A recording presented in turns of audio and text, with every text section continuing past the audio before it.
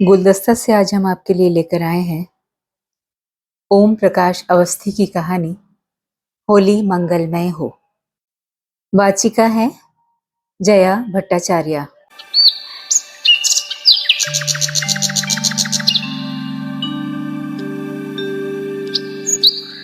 मादकता जब कण कण में समाने लगे, ऊंच नीच छोटे बड़े के सारे भेद मिटाकर सबको एक धरातल पर ला पटके फिर सबके सिर पर सवार हो जाए, तो उसी को होली कहते हैं।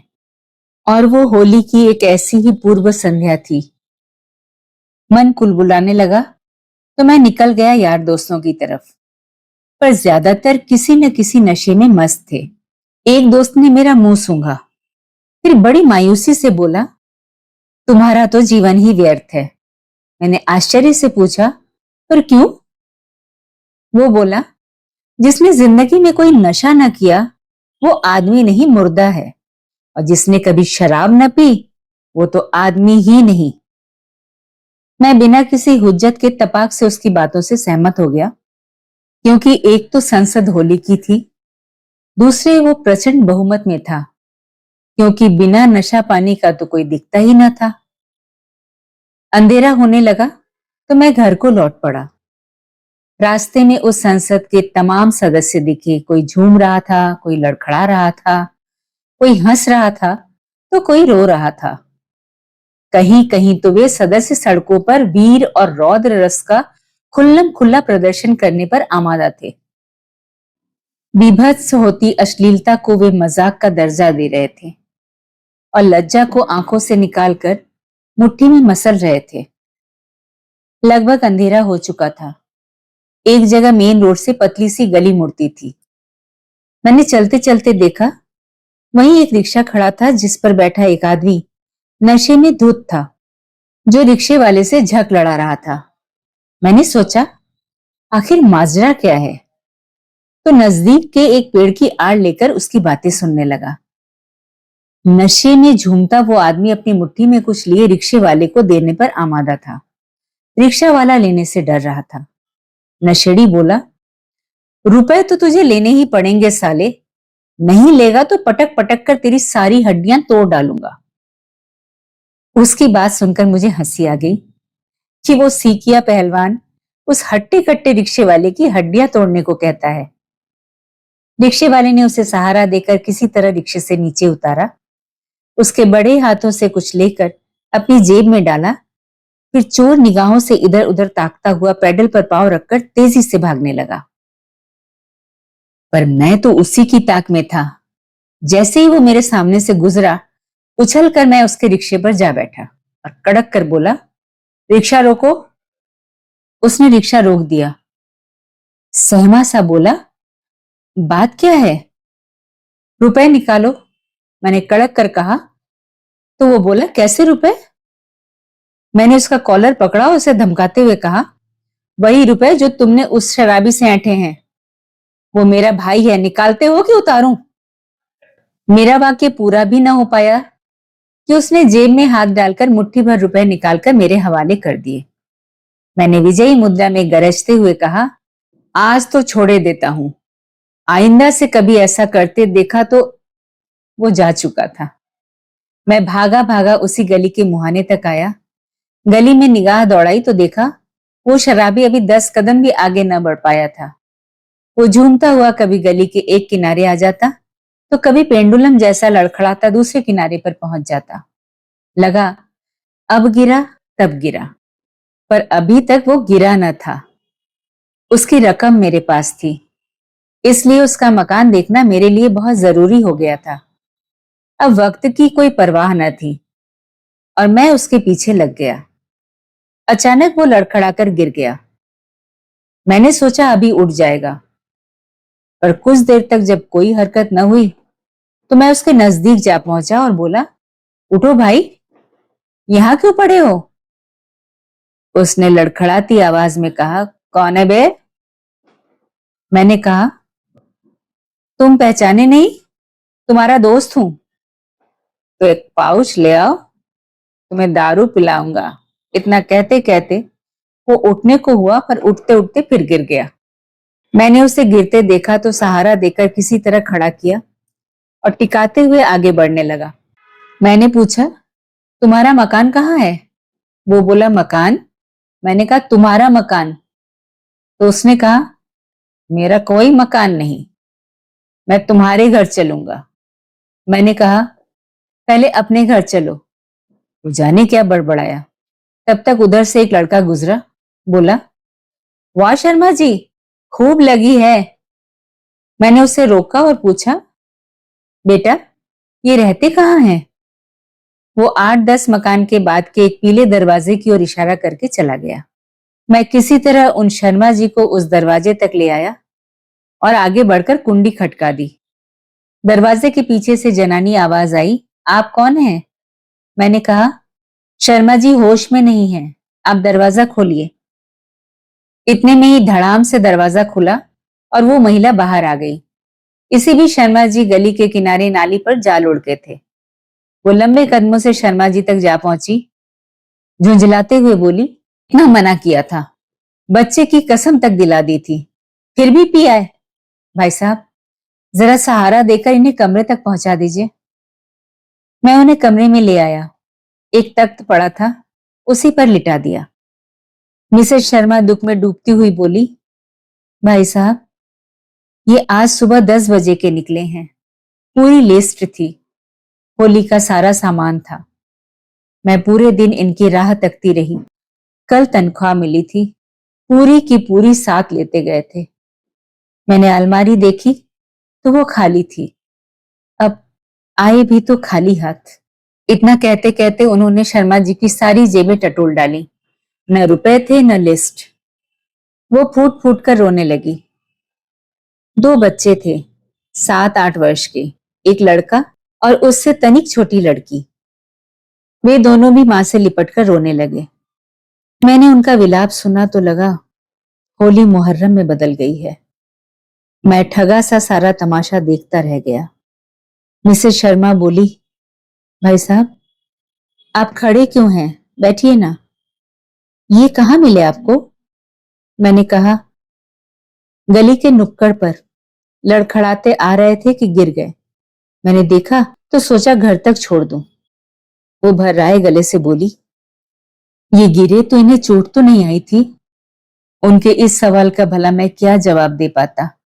फिर भी उनकी मनोदशा भांपते हुए मैंने इतना ही कहा, चोट तो नहीं आई थी, मैंने संभाल लिया था। उनकी आंखों से टप टप आंसू गिरने लगे।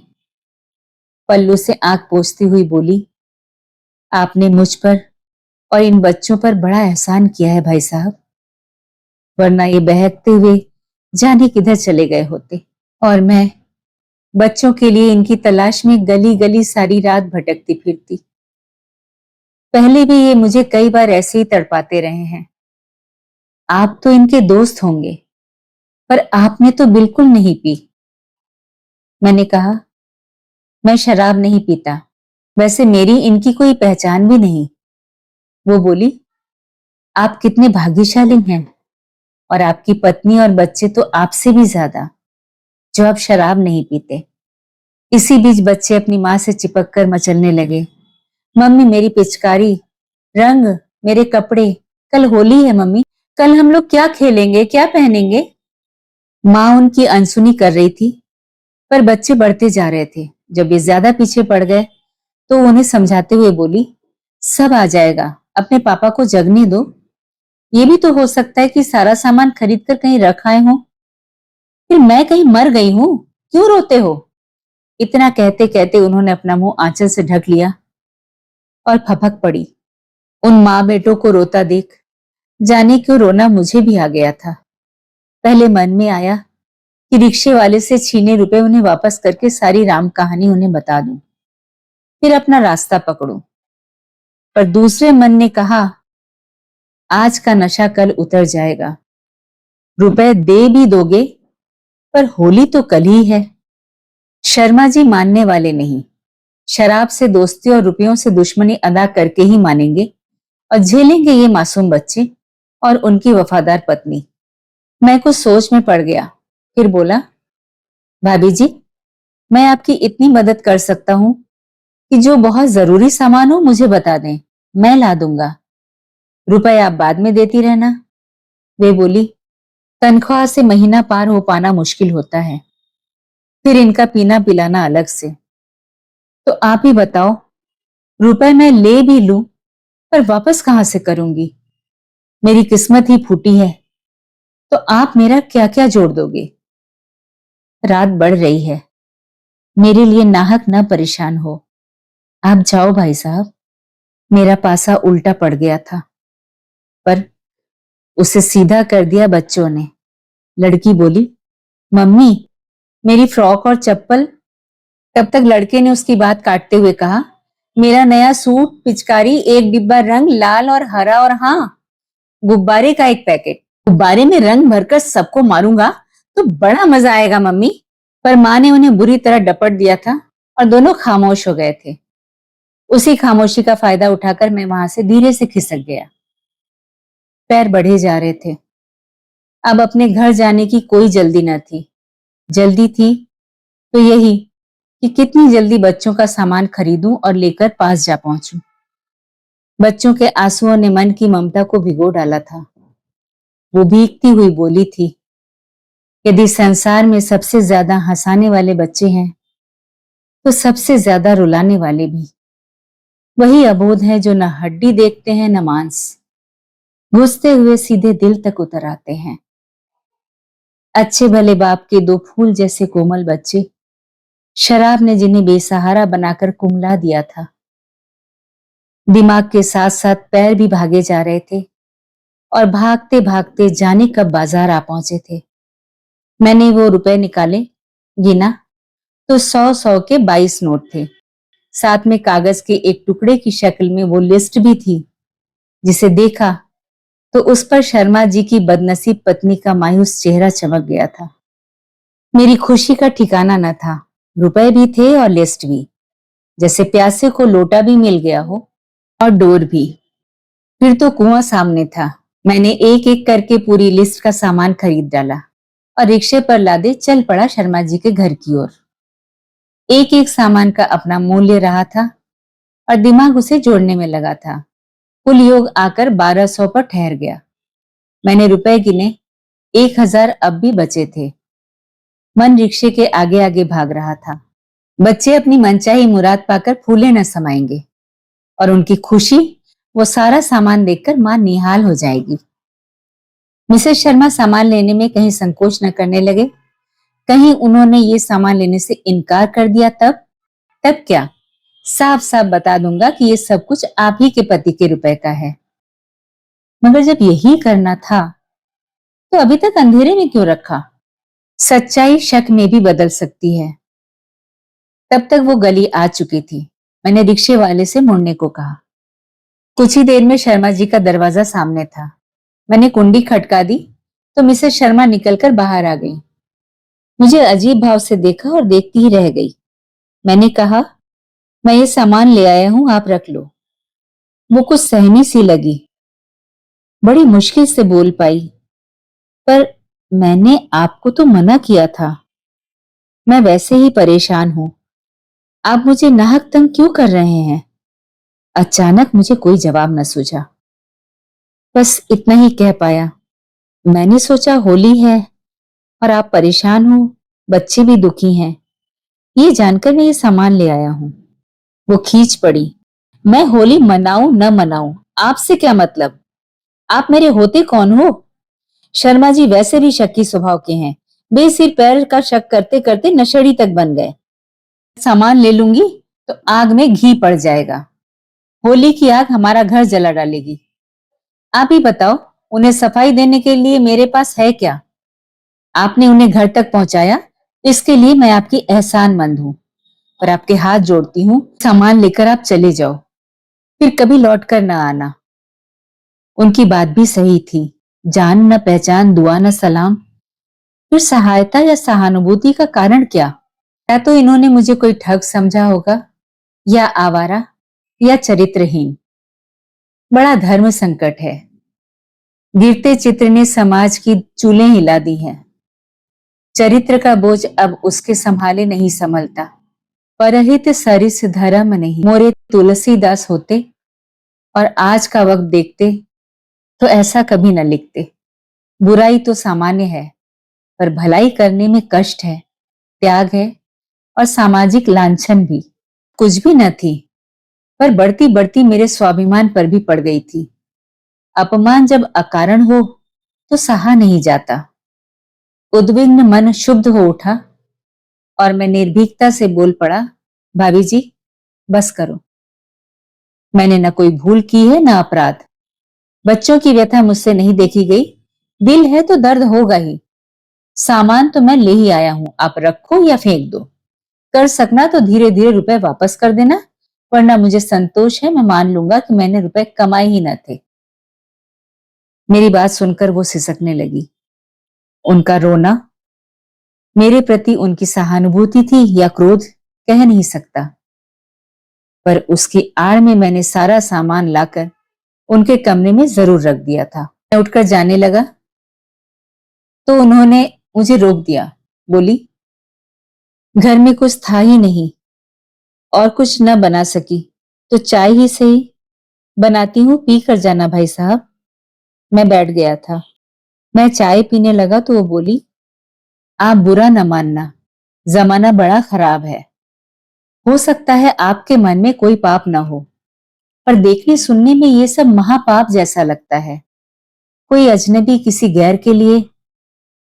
वो अपना वाक्य भी पूरा न कर पाई थी कि तख्त पर लेटे शर्मा जी ने करवट ली, आंखें खोलकर मुझे देखा और बड़बड़ाए, अच्छा तो तुम अभी तक यहीं हो, मेरी बीवी को पटाने में लगे हो, निकल जाओ मेरे घर से। मुझे लगा जैसे वो गर्म चाय मेरे मुंह में न जाकर खौलती हुई कानों में जा घुसी हो। जब तक मैं कुछ कहता तब तक भाभी बोल पड़ी, भाई साहब देखा आपने, पर इनकी बातों का बुरा न मानना, ये अभी नशे में है। आदमी देखे न देखे पर भगवान तो सब देखते ही हैं। उनकी बात से मेरे कान की जलन कुछ ठंडी पड़ गई थी तो मैं बोल पड़ा, भाभी 1000 ये भी रखो, कर्ज तो कर्ज है, कुल हिसाब 2200 का है। मेरी इस बात पर जब तक वो कुछ बोल पाती कि मैं पलटकर वापस लौट पड़ा था। दिमाग गुब्बारे सा हल्का होकर उड़ने लगा था और कदम लड़खड़ा रहे थे तो लगा शायद मैं भी नशे में हूं। एक ऐसा नशा जो कभी ईसा मसीह के सिर पर जा बैठा था। गौतम बुद्ध भी उसकी चपेट में आकर राजपाट और घर परिवार तक छोड़ बैठे थे।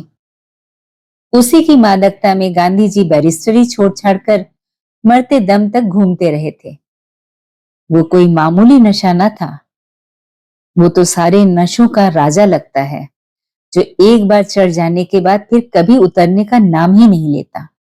कहीं उसी का नाम हमदर्दी तो नहीं? जाने भी दो, जैसे होली के तमाम रंग वैसे ही इस समाज के भी हजारों रंग, पर खूबी ये कि वो दिखाई उसी रंग का पड़ता है जैसा खुद की पुतलियों का रंग हो। समाज खुद को पढ़ता ही नहीं, उसकी व्याख्या भी कर लेता है, पर एक नहीं, अनगिनत ढंग से। तभी तो सबकी मंजिलें एक, पर रास्ते अलग अलग। शरीर एक, आत्मा एक, पर बाहर से जो एक है अंदर से अनेक है। न कुछ खोया था न पाया था, फिर भी लगता था जैसे सारा संसार मिल गया हो। 2 मासूम बच्चे और एक बेबस स्त्री, तीनों की खुशियों ने मिलकर मुझे किसी दूसरे लोक में पहुंचा दिया था, जिसमें झूमता हुआ मैं जाने कब अपने घर के दरवाजे पर आ पहुंचा। सफर और रास्ते दोनों याददाश्त के बाहर थे तो लगा जिंदगी भी एक चलती गाड़ी है जो ताउम्र चला करती है। उसके रास्ते में पड़ने वाली कोई भी वारदात, चाहे वो संयोग हो या वियोग, घटना हो या दुर्घटना, सब पीछे छूटता जाता है और जीवन आगे बढ़ता जाता है। अगर घटना ज्यादा दमदार हुई तो कुछ दूर जिंदगी का पीछा करती है, पर अंत में थक कर चूर हो जाती है और हार कर ठहर जाती है। जीवन जीत जाता है और वक्त के पहियों में नाचता बड़ी दूर निकल जाता है। एक एक कर महीने बीतने लगे। हर महीने के पहले हफ्ते की कोई शाम मुझे शर्मा जी के घर तक खींच लाती थी और बदले में दे जाती थी कुछ 100 रुपए, एक कप चाय और भाभी जी की मुलाकात। मगर उनसे रुपए लेते मन तड़प जाता और आत्मा टीस उठती। जी में आता रुपए फेंककर उन्हें साफ साफ बता दूं कि आप मेरी कर्जदार नहीं, जिसे आप कर्ज समझती हैं वे आप ही के रुपए हैं। पर जाने क्यों मैं विवश सा रुपए ले लेता। मन कहता पति पत्नी दोनों कर्ज के प्रति कितने संवेदनशील हैं। शराब लाख बुरी हो पर किसी को बदनीयत नहीं बनाती। बदनीयती का इल्जाम किसी और के सिर है, चाहे वे कुसंस्कार हो या कुसंगति। तो जब तक ये रुपए इकट्ठे होते रहे उतना ही अच्छा, जहां आगे चलकर उनके काम आएंगे, मन से या बेमन से। देनदारी के दबाव में शर्मा जी का शराब से नाता टूटता जाएगा। एक बार जनवरी में मैंने उनसे कहा था, भाभी जी इस बार रुपए रखो, ठंड बहुत है, परिवार के लिए गर्म कपड़े ले लेना। उन्होंने कहा था, मेरी ताकत को कमजोर न करो भाई साहब। 8-10 महीनों के अभावों से लड़ते लड़ते अब मैं काफी मजबूत हो चुकी हूँ। भगवान ने चाहा तो इस होली के आते आते पूरा कर्ज चुका दूंगी। मुझे मन ही मन रोना आ गया था, पर मैं चुप रह गया था। मगर उनकी बात बिल्कुल सही निकली। अगले 2 ही महीनों बाद 2200 रुपए की वो फर्जी उधारी अपनी आखिरी किश्त भी पा चुकी थी, जबकि होली आने में अभी 1 हफ्ता बाकी था। धीरे धीरे करके जब साल कटने को था तो उस हफ्ते की क्या बिसात थी। वो बेचारा पराभूत होता हुआ आज होली की उस शाम की शक्ल में तब्दील हो गया, जिसका मुझे पूरे साल से इंतजार था। सुबह के रंग का सुरूर और टूटते बदन की थकावट दोनों मिलकर एक नशा सा पैदा कर रहे थे। उसी में झूमता हुआ मैं शर्मा जी के घर तक जा पहुंचा। शर्मा जी ने मुझे देखा तो दौड़कर गले लग गए और कुछ देर तक बेसुध लिपटे रह गए। शायद हम दोनों की दोस्ती अपनी पहली वर्षगांठ मनाने में मशगूल हो गई थी। मस्ती के उसी आलम में दोनों बच्चे भी आकर मुझसे लिपट गए तो मुझे लगा औपचारिकता को तोड़ता लांघता कोई मिलन जब आकर सीने से लग जाए तो लिपटता हुआ खुशियों में डूब जाए तो उसी को होली कहते हैं। मैं उसी मस्ती में खोया था कि भाभी आ पहुंची और शरारती लहजे में बोली, भाई साहब लगता है आपने इस होली में कहीं दोस्तों में पड़कर पी ली है। आप ही देखो ना, आपकी आंखें चढ़ी हैं। मैंने मुस्कुराते हुए कहा, मैं अपनी आंखें खुद कैसे देखूं भाभी, पर लगता है मैंने दोस्ती ही पी ली है। उसका भी एक नशा है जिसका सुरूर तो देखो। ये नशा किसी नशे से निजात का है और ये सुरूर उस पर शानदार जीत का है जिसे मेरे दोस्त ने हासिल करके दिखा दिया है। देखो भाभी, आज होली है, फिर भी शर्मा जी ने पी नहीं। ये कोई मामूली जीत है क्या? भाभी बोली, सब आपकी बदौलत है भाई साहब। न आप पिछली होली में 2200 का कर्ज चढ़ाते, न ये उसे उतारने के दबाव में पीना छोड़ते। दरअसल बात यह है कि जो कुछ किसी तरह बचता था वो आपकी उधारी में खप जाता था। फिर ये पीते कहां से? ये सुनकर शर्मा जी को झेप से गए तो मैंने उन्हें छेड़ा, याद है शर्मा जी, पिछली होली में आपने कहा था मेरी बीवी को पटाने में लगे हो, निकल जाओ मेरे घर से। उन्होंने नहले पर दहला डाल दिया। मुझे क्या पता था कि आप बीवी से ज्यादा मियाँ को पटाने में माहिर हो। मैंने कहा, मजाक छोड़ो शर्मा जी, आज मैं वाकई में भाभी को पटाने आया हूँ। जरा कुछ देर के लिए आप कमरे से बाहर तो निकल जाओ। वो मुस्कुराते हुए बाहर निकल गए थे। भाभी भौचक्की थी। मैंने उनसे कहा, आंखें बंद करके हथेली फैला दो भाभी। उन्होंने वैसा ही किया तो मैंने जेब से 2200 रुपए निकालकर उनकी हथेली पर रख दिए। उन्होंने जिज्ञासा में आंखें खोल दी और रुपए देखते ही बुरी तरह चौंक गई। बोली, ये क्या, ये रुपए कैसे? मैंने कहा, ये आप ही के हैं। वो उलझ गई। मेरे कैसे? मैंने आपको कब दिए रुपए? आप क्यों मुझे बेवकूफ बनाते हो भाई साहब? रुपए वापस ले लो। उतना ही एहसान क्या कम था जो आपने कभी मुझ पर और मेरे बच्चों पर किया था? जब उन्होंने मेरी एक न मानी तो मजबूर होकर मैंने पिछली होली में रिक्शे वाले से लेकर बात तक का सारा वृत्तांत उन्हें सुना डाला। उन्होंने मेरी बातें सुनी तो हक्की बक्की रह गईं। मुंह खुला का खुला रह गया। कंठ से एक शब्द तक नहीं निकल सका। पर अचानक उनकी आंखें बहने लगी और बहती ही गई। उन्हें इस तरह रोते देखकर मैं विचलित हो उठा और जब तक कुछ बोलता तब तक वही बोल पड़ी। भाई साहब, जरा इन आंसुओं को देखो, ये भी कैसे अजीब हैं। दुख में तो निकलते ही हैं, सुख में भी बरसने लगते हैं। कितना फर्क है पिछली होली और आज की होली के आंसुओं में। कुछ देर तक आत्मविभोर सी वो बैठी रह गई तो मैंने कहा, अब मुझे जाने दो भाभी। मैं उठ खड़ा हुआ तो वो भी उठ गई और मेरे अत्यंत निकट आकर बोली, इतनी खुशी के मौके पर आप ऐसे कैसे चले जाओगे? अब मेरी बारी है। मैं कहती हूं आप आंखें बंद करके अपना मुंह खोल दो। मैंने किसी आज्ञाकारी सेवक की भांति वैसा ही किया तो उन्होंने एक एक करके 4 गुजिया मेरे मुंह के हवाले कर दी। मुझे लगा मैं अचानक बच्चा बन गया हूं और कोई मां मुझे खेल खेल में खिलाए जा रही है। आंखें खोल दी, बोला, बस करो भाभी, कुछ शर्मा जी के लिए भी बचा कर रखो। बेचारे बाहर खड़े खड़े जाने क्या सोच रहे होंगे। वो बोली, भाई साहब, वे दिन तो कब के लद चुके जब शर्मा जी मुझ पर अकारण शक किया करते थे। जब से आपसे संपर्क हुआ मैं तो नहीं बदली, पर ये बिल्कुल बदल गए हैं। न शक न शराब। उनकी बातों से मेरा मन प्रफुल्लित हो उठा। तृप्त आत्मा लिए जब मैं चलने लगा तो मुझे रोककर बोली, एक बात पूछूं भाई साहब, आपको मेरी कसम सच सच बताना कि कहीं रिक्शे वाले की रुपयों वाली कहानी मनगढ़ंत तो नहीं है? मेरी मदद के बहाने आपने ये सब गढ़ डाला हो? मुझे तो अब भी यही लगता है कि मैं आपकी कर्जदार थी और जो कुछ मैं आपको साल भर तक अदा करती रही वो मेरा कर्ज था।